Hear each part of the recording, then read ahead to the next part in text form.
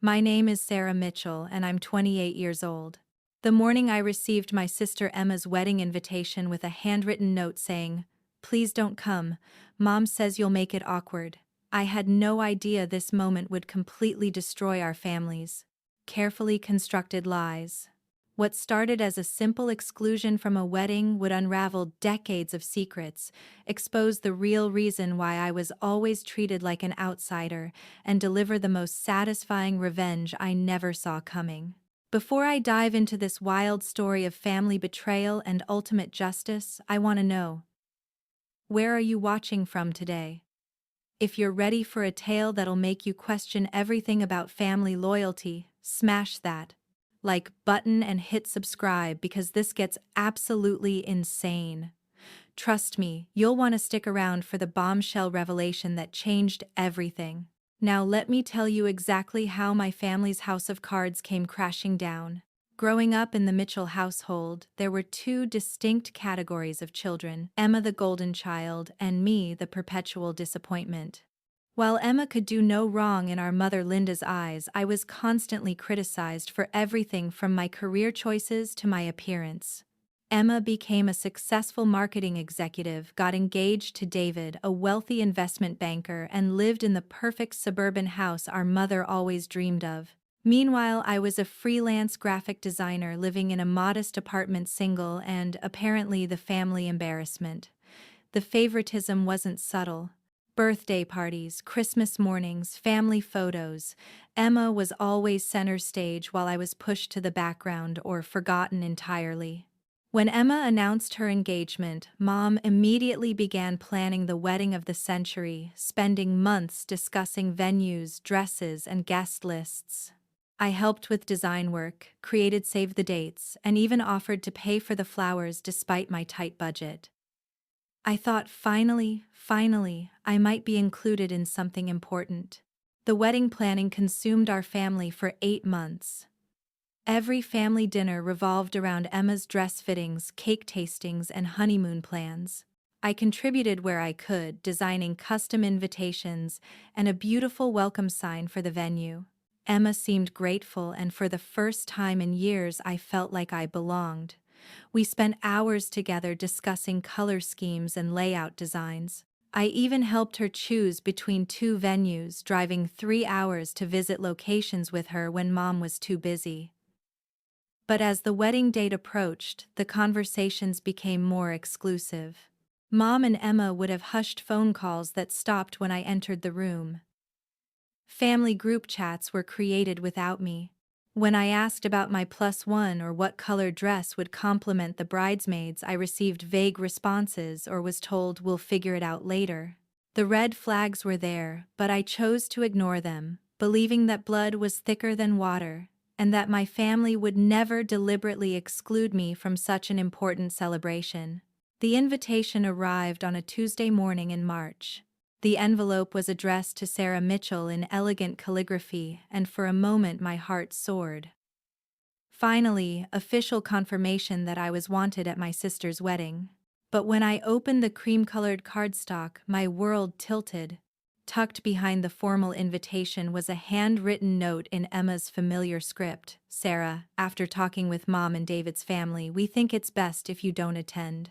Your presence might make things awkward given recent family dynamics. We hope you understand. Emma." I read the note 5 times, each reading making less sense than the last. Recent family dynamics. What recent family dynamics? I hadn't had any major arguments with anyone. I hadn't caused any drama. I had been nothing but supportive throughout the entire planning process. The only awkward thing I could think of was my single status at a couples-heavy event, but that had never been an issue before. I immediately called Emma, but the phone went straight to voicemail. "Sarah, Emma's wedding is going to be a sophisticated affair," Mom explained, as if speaking to a child. "David's family is very traditional, very proper. We just think it would be easier for everyone if you sat this one out. You understand, right? It's nothing personal." But it felt incredibly personal. It felt like 28 years of being second best had culminated in this ultimate rejection. I was good enough to design their invitations, but not good enough to witness the ceremony. Good enough to contribute financially, but not good enough to celebrate with them. That night I sat in my apartment, surrounded by wedding planning materials I'd created for a celebration I wasn't welcome to attend. The hurt was overwhelming, but underneath it something else was growing: determination. I had spent my entire life accepting their treatment, making excuses for their behavior, convincing myself that I was somehow the problem. But this was different. This was a line they couldn't uncross, and something told me there was more to this story than they were telling me. The exclusion from Emma's wedding was the catalyst I needed to start questioning everything about my family dynamic. Why had I always been treated differently? Why did conversations stop when I entered rooms? Why did family photos from recent years always seem to exclude me, even when I was present? I decided to do something I'd never done before: investigate my own family. I started with social media, scrolling back through years of family photos and posts. The pattern was undeniable. In group photos, I was consistently positioned on the edges or absent entirely. In family vacation pictures, I was either not invited or had mysteriously had to work during every trip. Comments on Mom's Facebook posts about Emma were glowing and frequent, while posts about my achievements were rare and lukewarm. It was like looking at evidence of a systematic erasure of my place in the family. But the real breakthrough came when I decided to visit my grandmother's house to collect some old family photos she'd been meaning to give me. Grandma Rose had always been kinder to me than the rest of the family, though I'd attributed that to her gentle nature. As we sat in her living room going through photo albums, she made an offhand comment that stopped me cold. "You know, Sarah, you have your father's eyes. Your real father, I mean." The room went silent. Grandma Rose's hand flew to her mouth as she realized what she'd said. "Oh, honey, I thought you knew. I thought after all these years Linda would have told you." My hands were shaking as I set down the photo album. "Grandma, what are you talking about? What real father?" She looked toward the door as if Mom might walk in at any moment, then leaned forward and spoke in a whisper. "Sarah dear, your father isn't Emma's father. Linda had an affair when Emma was 2 years old. You're the result of that affair. I always thought it was wrong the way they treated you differently, but Linda made me promise never to say anything. She said it would destroy the family." The words hit me like physical blows. Everything suddenly made horrible, perfect sense. The different treatment, the exclusion, the way Dad looked at me with something that wasn't quite love but wasn't quite resentment either. Grandma Rose continued, her voice full of regret. "The man's name was James Crawford. He was Linda's boss at the insurance company where she worked. He was married too, and when Linda got pregnant, they both decided to keep it secret. Your dad, well, the man you call Dad, David Mitchell, he agreed to raise you as his own, but Linda always resented that you were evidence of her mistake. And David, he tried, honey, but every time he looked at you, he was reminded of Linda's betrayal." I felt like I was drowning in revelations. "Does Emma know?" I managed to ask. Grandma Rose shook her head. "Linda made sure Emma never knew. In Linda's mind, Emma was the legitimate child, the one who deserved everything. You were the complication that needed to be managed." The cruelty of it was breathtaking. I had spent my entire life wondering why I wasn't good enough, never knowing that I was being punished for circumstances completely beyond my control. That evening, I drove home in a daze, my mind racing with questions and anger.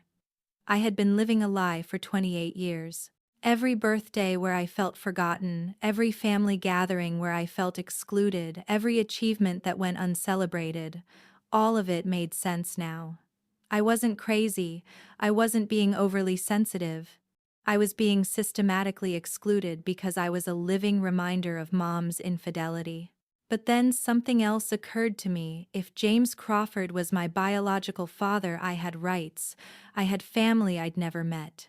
And more importantly, I had information that could destroy the perfect image my mother and sister had built their lives around. Emma was marrying into a traditional, proper family, as Mom had put it. How traditional and proper would they feel knowing about Mom's affair and the family's decades of lies? I spent the next week researching James Crawford. It wasn't difficult to find him. He was a successful insurance executive who had built a small empire of agencies across the state. He had 3 children with his wife, all successful professionals. His company's website featured family photos and talked about their commitment to family values and integrity. I found his business address and after a week of building up courage decided to drive there. The confrontation with my past was about to become the ammunition for my future revenge. But first I needed to know if James Crawford knew about me, and if he did, whether he might be interested in meeting the daughter who had been hidden from him for nearly 3 decades. What I discovered would give me everything I needed to ensure that Emma's perfect wedding became the most memorable day of her life, for all the wrong reasons. Standing outside Crawford Insurance Group's downtown office, I felt like I was about to step off a cliff. The building was impressive, glass and steel reaching 12 stories high, with James Crawford's name etched prominently on the company directory. After 3 false starts where I walked to the elevator and then back out to the parking garage, I finally forced myself to take the elevator to the 10th floor. The receptionist was professionally polite when I asked to speak with Mr. Crawford. "Do you have an appointment?" When I said no, she began the usual speech about his busy schedule, but I interrupted. "Please tell him that Sarah Mitchell is here and that it's about Linda Mitchell and something that happened 28 years ago." The receptionist's expression shifted from polite dismissal to curiosity, and she picked up the phone. Within 5 minutes, James Crawford emerged from his office.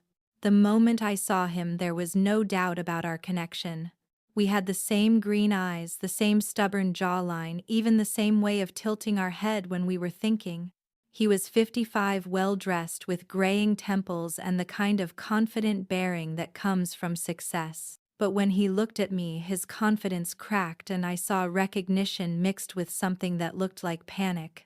"Miss Mitchell," he said carefully, "why don't you come into my office?" His office was exactly what I'd expected: mahogany desk, leather chairs, family photos strategically placed to show his success and stability. He gestured for me to sit, then closed the door and leaned against it as if he needed the support.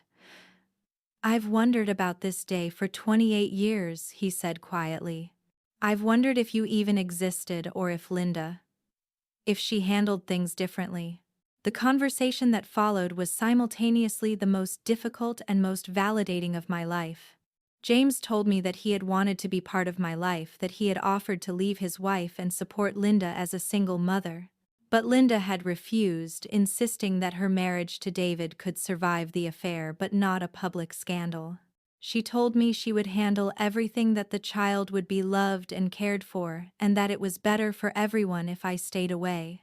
"But I never forgot," he continued, his voice heavy with regret. "Every year on what I calculated would be your birthday, I thought about you. I set up a trust fund that I've been contributing to for 27 years, hoping that someday I might be able to give it to you. I hired a private investigator once when you were 16 just to make sure you were okay. When I learned you were being treated unfairly, I almost contacted you then." The revelation that he had known about my mistreatment and done nothing initially angered me, but as he explained the legal and social constraints he'd faced, I began to understand his position. More importantly, I realized that I wasn't alone anymore. I had a father who had thought about me, who had cared enough to set aside money for my future, who had worried about my well-being even from a distance. But the conversation took an even more interesting turn when I mentioned Emma's upcoming wedding. James's expression darkened. "Crawford Industries actually has a significant business relationship with David's investment firm. We've been considering a major partnership that would expand both our companies substantially. David's father, Robert Hartwell, has been courting our business for months. They've presented themselves as a family-centered company with impeccable moral standards. I could see the wheels turning in James's mind, and I realized that my family's deception had implications far beyond personal hurt feelings. "James," I said, using his name for the first time. "What if I told you that this family they're so eager to partner with has built their success on lies and deceit? What if the family values they tout are completely fabricated?" We spent the next 2 hours planning what James called a moment of truth, and what I called the perfect revenge. James would attend Emma's wedding as a surprise guest, bringing along some very interesting family photos and documents that would make it clear exactly who I was and how I'd been treated. But more than that, he would bring news of the business partnership that was about to crumble once the Hartwell family learned the truth about their future in-laws. The beauty of the plan was its simplicity. I wouldn't have to crash the wedding or cause a scene. James would be invited as a potential business partner, completely legitimate. During the reception, when toasts were being made and everyone was celebrating the perfect family coming together, James would stand up and propose a toast of his own. A toast to family secrets, hidden truths, and the daughter who had been excluded from her own sister's wedding because she was evidence of their mother's infidelity. As I left James's office that day, I felt something I'd never experienced before, the power that comes from holding all the cards. For 28 years, my family had controlled the narrative, deciding my worth and my place in their lives. Now I had the truth, I had allies, and I had the means to ensure that their carefully constructed facade crumbled in the most public way possible. But there's something intoxicating about having power over people who have hurt you. As I drove home, I found myself thinking about all the ways this could play out. I could be merciful and simply demand inclusion and respect. I could be strategic and use this information to negotiate better treatment. Or I could be ruthless and watch their entire world burn while I stood in the ashes, finally vindicated.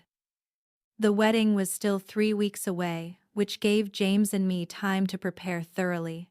He would arrange to be invited through his business connections. I would prepare a timeline of my exclusion and mistreatment documented with photos and messages.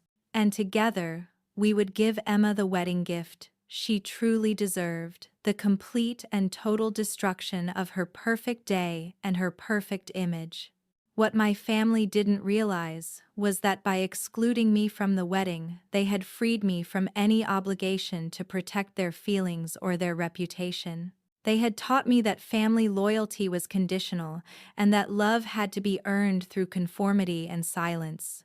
Well, I was done being silent, and I was definitely done trying to earn love from people who saw me as nothing more than an inconvenient reminder of their own moral failures. The countdown to Emma's wedding had begun, but she had no idea that the most important guest would be someone she'd never met, bringing news that would change everything she thought she knew about her family, her mother, and herself.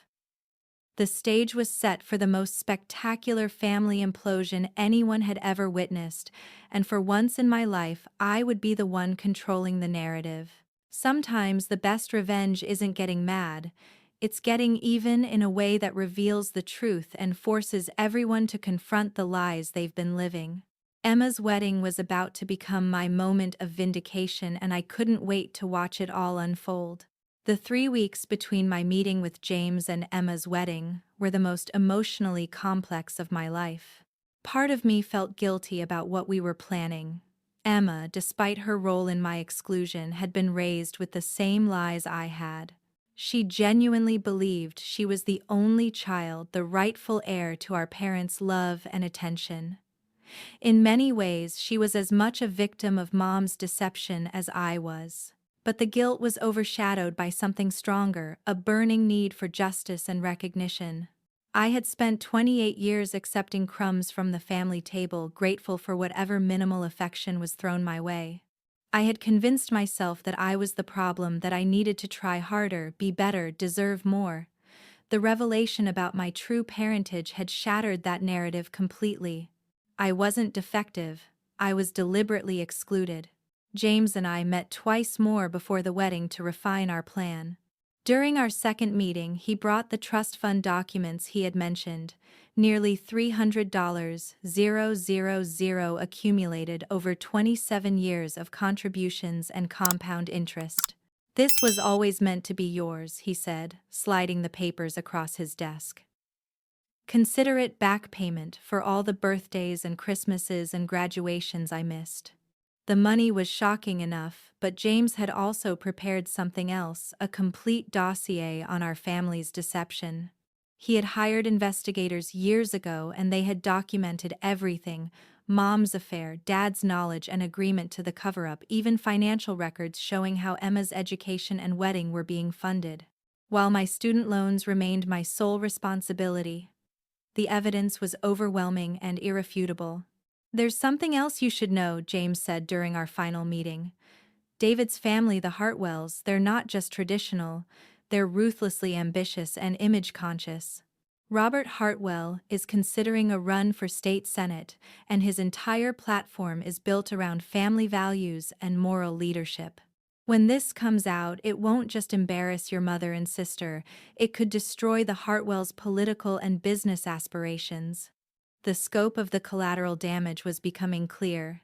This wasn't just about my hurt feelings or even my family's lies. This revelation would ripple outward, affecting business deals, political ambitions, and social standings. Part of me was terrified by the magnitude of what we were unleashing, but a larger part of me was satisfied by it. If my family had considered the potential consequences before excluding me, maybe none of this would be necessary.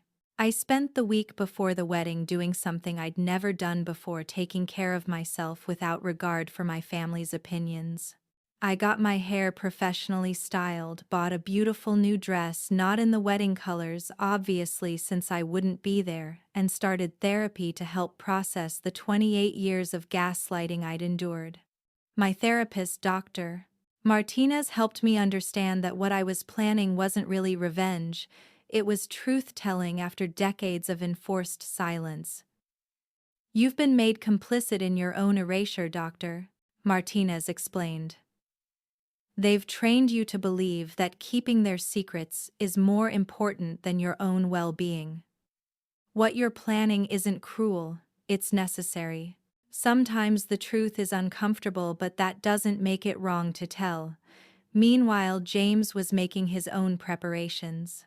He had arranged to be invited to the wedding reception through his business connection with David's father. He would attend as James Crawford, successful businessman and potential partner, bringing along his wife Margaret and their youngest son Michael, who was coincidentally close to Emma's age. The perfect family to witness the implosion of another perfect family. The night before the wedding, I couldn't sleep. I kept imagining different scenarios for how the revelation would unfold.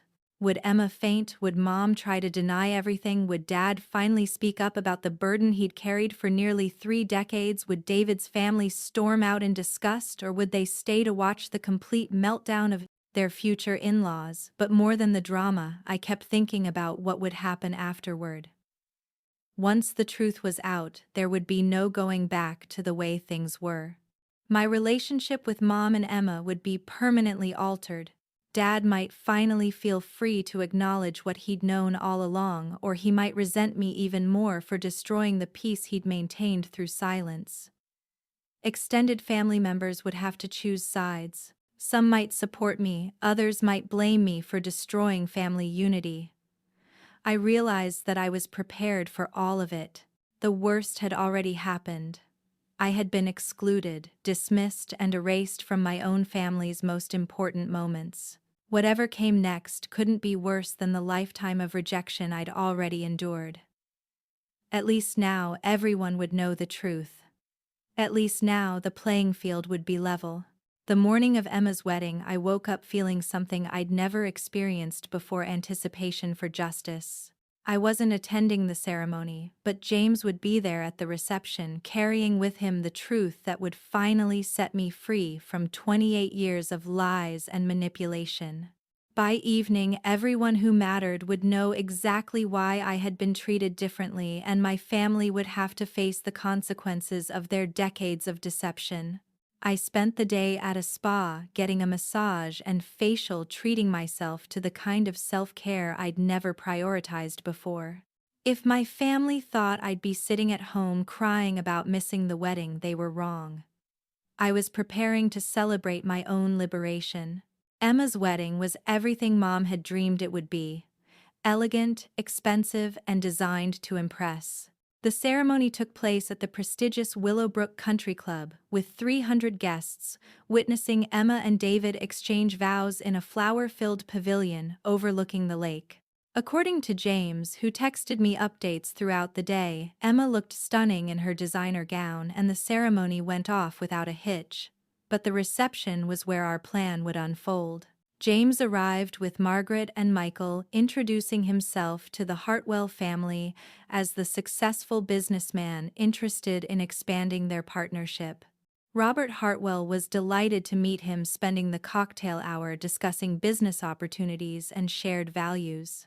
James Crawford is exactly the kind of family man we want to work with, Robert told several guests, not knowing he was about to learn just how complicated family could be. Mom was in her element, playing the role of mother of the bride to perfection. She had chosen a pale blue dress that complemented Emma's wedding colors, and spent the evening accepting congratulations on raising such a successful daughter and planning such a beautiful wedding. Dad was quieter as usual, but seemed relieved that everything was going smoothly. Neither of them noticed James until it was too late.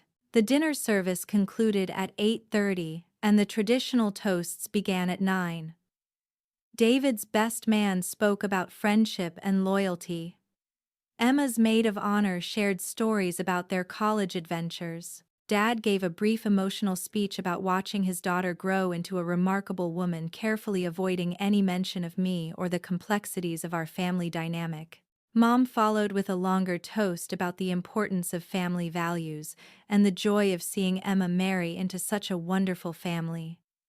Then Robert Hartwell stood up, wineglass in hand, to welcome Emma into their family. The Hartwells pride ourselves on integrity, honesty, and strong moral foundations, he declared. We're thrilled that David has chosen a partner who shares these values from a family that clearly understands the importance of character and truthfulness. The irony was so thick I could taste it through James's text messages. At 9:45, as the evening was winding toward dancing and cake cutting, James approached the microphone. He had waited for the perfect moment. After all the official family toasts, when everyone was relaxed and slightly tipsy, when Robert Hartwell's praise for the Mitchell family values was still echoing in the room. "Excuse me," James said, his voice carrying clearly through the sound system. "I hope you don't mind if I say a few words. My name is James Crawford, and I've been looking forward to meeting the Mitchell family for quite some time." He paused as conversations died down and all eyes turned to him. Emma looked puzzled but smiled politely, probably assuming he was another business associate. "You see," James continued, "I've known the Mitchell family for nearly 3 decades, though until recently it's been from a distance. Linda Mitchell and I worked together many years ago, and we developed what you might call a very close relationship." Mom's face had gone completely white. She was gripping her wineglass so tightly I was surprised it didn't shatter. In fact, James said, his voice gaining strength, "Linda and I were so close that we created something beautiful together. Something that has been hidden away, kept secret, excluded from family celebrations and gatherings. Ladies and gentlemen, I'd like you to meet my daughter." He pulled out his phone and displayed a photo of me on the large screen behind the head table that had been showing wedding pictures all evening. The silence that followed was deafening. You could hear the clink of silverware, the distant sound of kitchen staff, the whisper of fabric as 300 people shifted in their seats. Emma's mouth was open in shock. David looked confused. Robert Hartwell looked like he was having a stroke. Sarah Mitchell, James continued, is my biological daughter, the result of an affair Linda and I had 29 years ago. For 28 years, Sarah has been treated as a second-class citizen in her own family, excluded from celebrations, ignored in favor of Emma, and ultimately uninvited from tonight's wedding because her presence might make things awkward for the proper moral family that Linda has worked so hard to present to the world. Mom finally found her voice, standing up shakily. "This is completely inappropriate," she began, but James wasn't finished. "Sarah has spent her entire life wondering why she wasn't good enough, why she was always pushed aside, why her achievements went unnoticed, while Emma's were celebrated. Well, Sarah, if you're watching this, and I hope you are, the answer is simple. You weren't the problem. You were the inconvenient truth they couldn't bear to acknowledge." The room erupted. Emma was crying, David was trying to calm her down, Dad was staring at his hands, and Robert Hartwell was having an animated conversation with his wife about leaving immediately. Several guests were recording everything on their phones, ensuring that this moment would be preserved forever.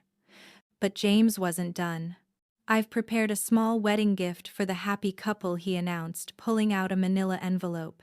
"Financial records, showing the disparity in how the Mitchell daughters have been treated, documentation of Sarah's exclusion from family events, and of course a paternity test confirming what everyone in this room now knows to be true."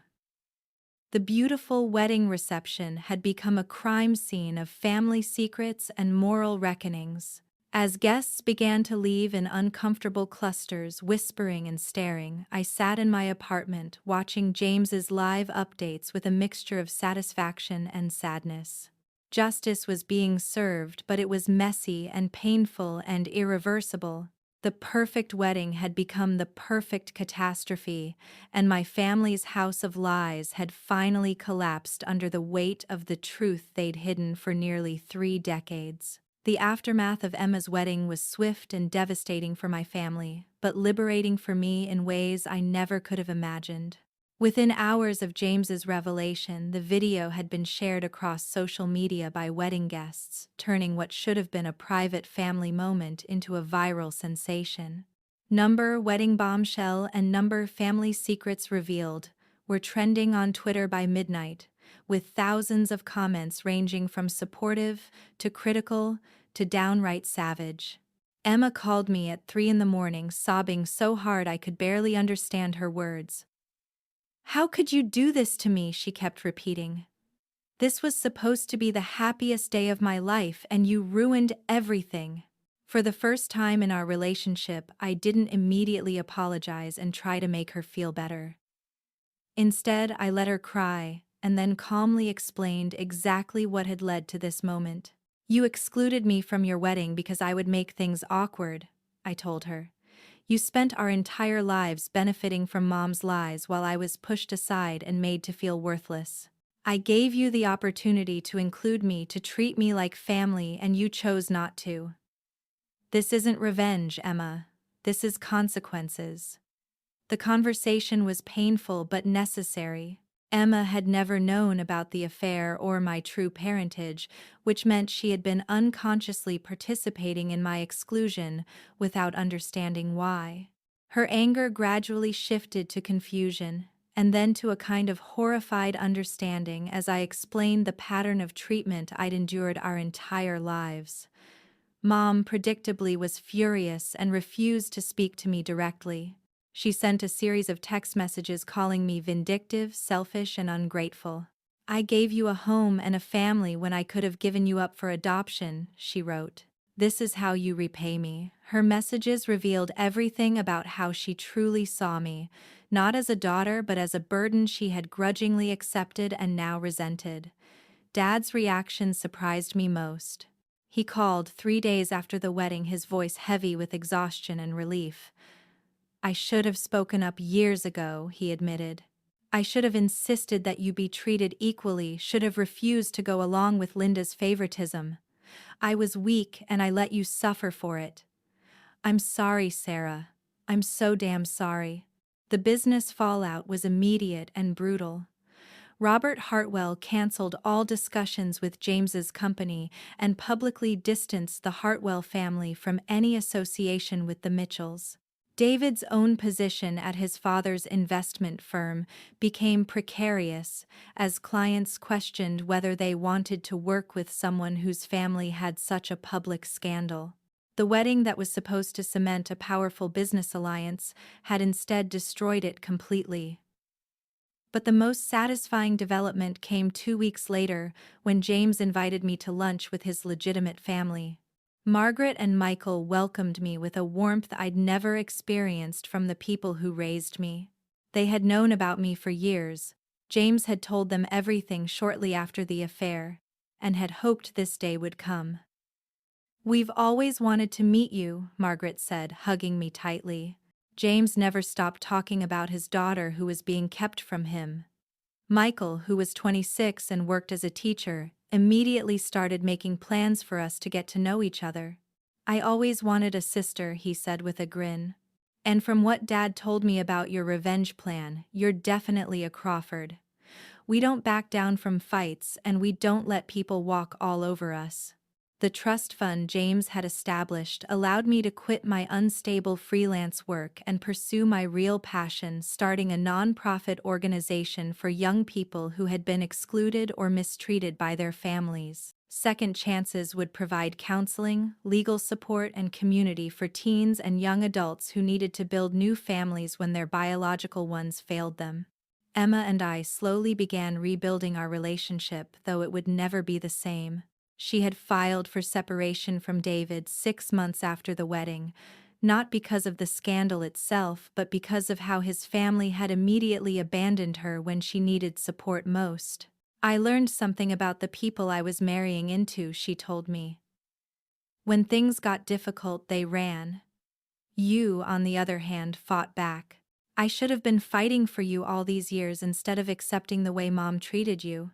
Mom never apologized and eventually moved to Arizona to live with her sister, claiming she needed to escape the persecution my actions had caused. Dad remained in our hometown but began seeing a therapist to work through his guilt about enabling decades of favoritism and deception.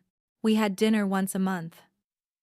Awkward at first, but gradually becoming more genuine as he learned to relate to me as an individual rather than as evidence of his wife's betrayal.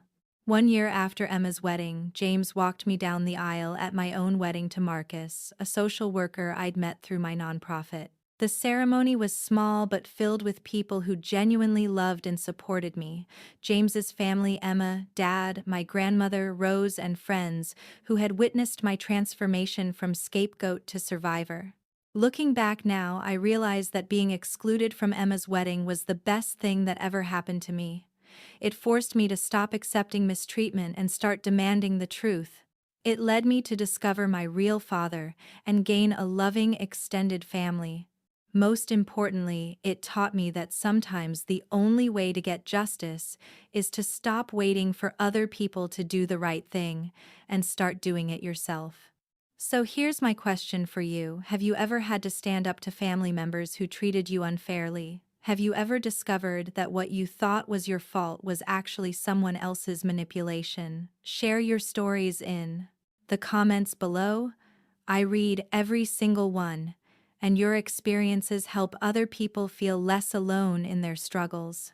If this story resonated with you, please hit that like button and subscribe for more tales of family drama, justice served, and people who refuse to stay silent about the truth. Share this with anyone who needs to hear that they deserve better treatment, regardless of family dynamics or blood relationships.